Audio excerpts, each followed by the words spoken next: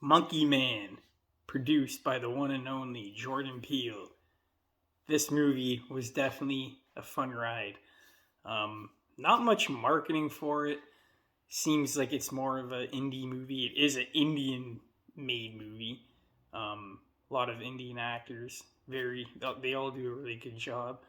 The movie is just a lot about their culture, and I don't know if that had to do with it not being marketed. Maybe they didn't think a lot of people would like it.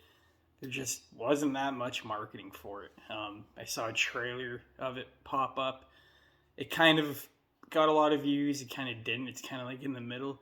And I was really excited to watch this movie. And I thought I was going to have an action packed time, and I got that and a bit more.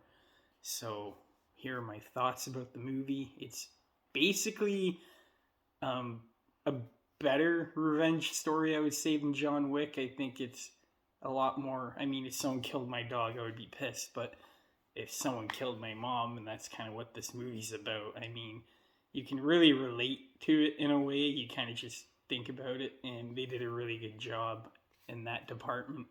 All the actors did a really good job. Cinematography ranges from like shaky cam during the fight scenes to really, really nice wide shots. It's really weird, but I like the different style they took.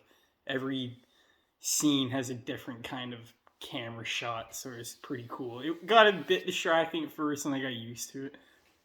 Our main character, who's played by Dave Patel, I think that's his name. He did a really good job. I think his acting was like the best out of the movie, out of everybody. Shows really, really good emotion. You end up really caring for his character, especially near the end of the movie, and just everything he goes through, and he just doesn't give up, and he just keeps going. So there's really a good message in this movie, despite it being very, very gory and fucked up. The kills, don't even get me started. There were some nasty, nasty kills. And I'm not even just saying this just to say it, but there's kills in here you will not see in, like the John Wick movies. It is, you can compare them. It's kind of like the same stunt. Like everyone's just fucking, it's one dude versus like 15 guys. He takes them all out. But the way that they do the kills in this, I was very surprised that it kind of had a little John Wick style with a lot of weapons, a lot of variety, but they kill their opponent like way more. It's just way worse than John Wick would. Don't get me wrong, he has his moments, he has some nasty kills, but this movie is just very, very gory. It's really hard to. I don't really want to talk about, how he kills people. You can watch the movie and find out yourself. That's one of the best parts of the movie, so I'm not going to ruin that for you.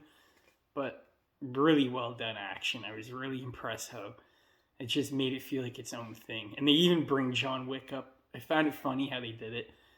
And one scene in particular, I was going to say to my buddy something about John Wick, and then the movie they bring it up, but in their universe, John Wick is just a movie to them, like it is to us. So it was really cool, and it didn't feel like forced at all. It felt natural, and it was just a funny joke.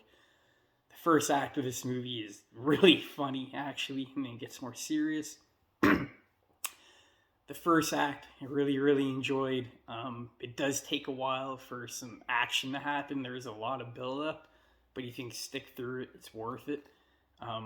The build up paid off in my opinion, and I really just like the focus and how they just built it up. It's like John Wick is like the first movie. They kind of build it up. His dog gets killed, and but I don't know. This movie took a lot more time. It was a 2 hour movie, and it felt a bit longer than 2 hours, not in a good way, but that's just, I'll tell you why in a second. But the first act was really good. You get a bit of action, not a lot, and then the second act is really, really slow. Very, probably my least favorite act of the movie, like most definitely. Whoever wrote this, it just feels like they got it from The Dark Knight Rises. Dude gets hurt, has to go to a temple to heal and, regain his strength. Cool, I get it. But we do not need to be there for like a half hour, 40 minutes. You could have made it quick and easy, trimmed down the runtime of the movie, and that part of the movie in the middle just fucking dragged for me. As soon as he gets out of there, everything like starts to come together. It gets a bit more fast paced. I love slow paced movies, but like that middle portion just slowed the movie down. Kind of like Winnie the Pooh, Blood and Honey 2. The first act and the third act are really good, full of action. And I get you gotta have downtime and all that, but at least make it interesting.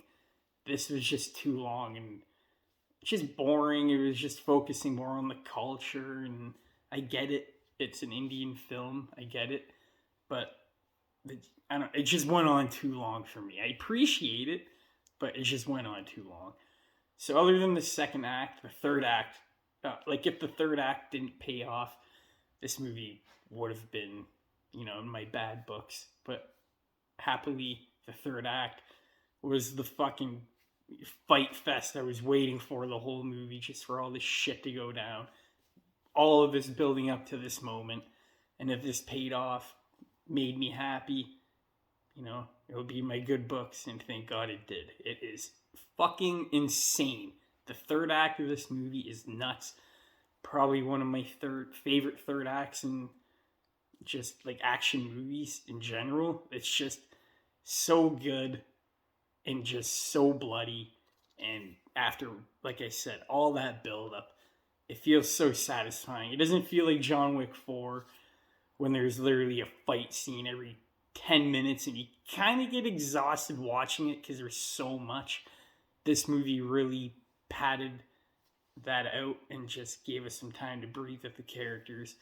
And then we can do this big fucking fight at the end and still give us action within the movie, but just little bits here and there, not a lot.